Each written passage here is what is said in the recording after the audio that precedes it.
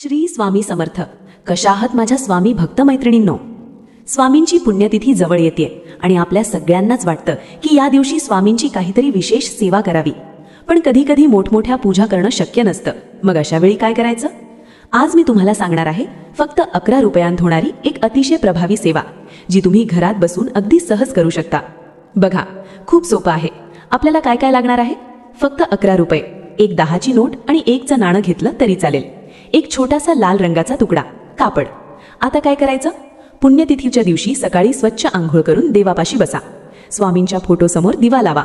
ते 11 रुपये हातावर धरा आणि तुमची जी काही अडलेली कामं असतील किंवा मनातली इच्छा असेल ती स्वामींना सांगा.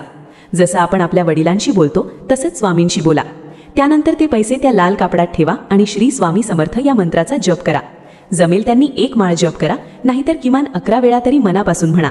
जप झाला की ती पैशांची गाठ बांधा आणि स्वामींच्या चरणांना टेकवून तुमच्या तिजोरीत किंवा जिथे तुम्ही पैसे ठेवता तिथे ठेवून द्या. बघा, स्वामी कसे धावून येतात. हा अनुभव तुम्ही स्वतः घ्या. श्रद्धेने केलेली ही छोटीशी सेवा तुमचं नशीब बदलू शकते. व्हिडिओ आवडला असेल तर लाईक करा आणि आपल्या स्वामींची जया चॅनलला सबस्क्राईब करायला विसरू नका. स्वामी तुमच्या सगळ्यांच्या इच्छा पूर्ण करोत, हीच प्रार्थना.